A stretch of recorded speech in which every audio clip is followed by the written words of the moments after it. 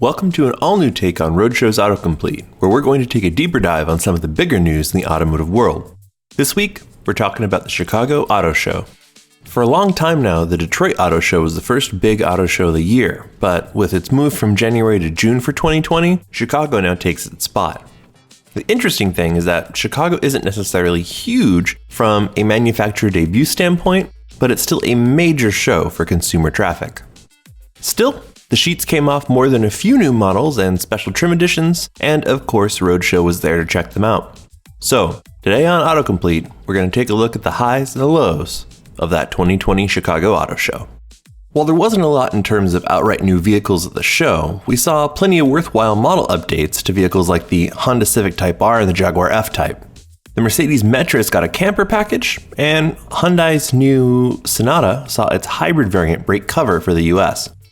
Speaking of that Hyundai Sonata Hybrid, we learned that not only does it have a solar freaking roof that can generate up to 800 miles of range per year, provided you live somewhere that gets plenty of sun, but that its hybrid electric powertrain will deliver a staggering 54 miles per gallon on the highway.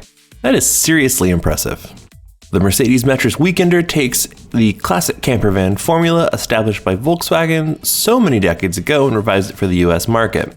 See, the folks from Mercedes have been making sweet camper vans for a while, but despite being called the California, we didn't actually get it in America. The Weekender changes that with seating for 5 and sleeping space for 4 adults. Oh, and finally, continuing the van theme, Chrysler debuted the latest and greatest version of its Pacifica minivan. The biggest change is the addition of optional all-wheel drive, something that should have Toyota with its aging Sienna quaking in its Crocs. Also on deck is a somewhat polarizing new nose, but we're betting that Roadshow's favorite hot rod minivan will still be a pretty good time behind the wheel, because you don't have to look at it. Of course, not everything can be sunshine and roses. We've got to acknowledge some of the low points of the show, or at the very least missteps, that blew into the Windy City this year.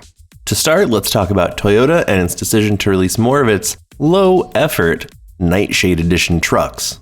Now, there's nothing wrong with the trucks themselves, and aesthetically they're not terrible. We just kind of take issue with Toyota wasting time and money by trying to make Nightshade a thing, instead of just quietly offering the dark chrome, etc. as a normal option package. Remember when Toyota used to be famous for the quality and ingenuity of its engineering? Yeah, we expect better. Speaking of lame special editions, Fiat Chrysler once again decided to turn the lights back on in the room where they keep their 1,000 monkeys with 1,000 vinyl cutters to start cranking out new half-baked special editions and sticker packages. This time, the victim is a Jeep. This time, the recipient of all that hard work is a Jeep. Specifically, the Wrangler and Gladiator High Altitude Edition with their big, ridiculous 20-inch wheels. These are the first 20s fitted to a Wrangler or a Gladiator by the factory, and the package also includes blacked out trail rated badging. We're not going to read too far into that one. But hey, at least the Mojave edition that debuted as well was pretty cool, right?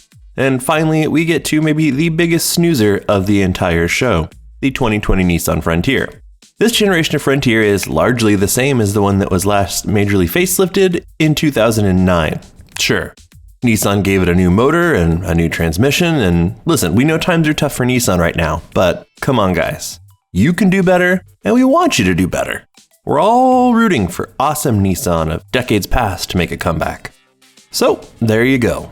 That's a snapshot of Chicago for 2020, and it has us looking forward already to the wild concepts and bourgeois barges of the Geneva Motor Show, which is coming up in just a few weeks. Of course, Roadshow and our comrades from Carfection will be there to capture the entire thing for your entertainment and education, as well as posterity, of course.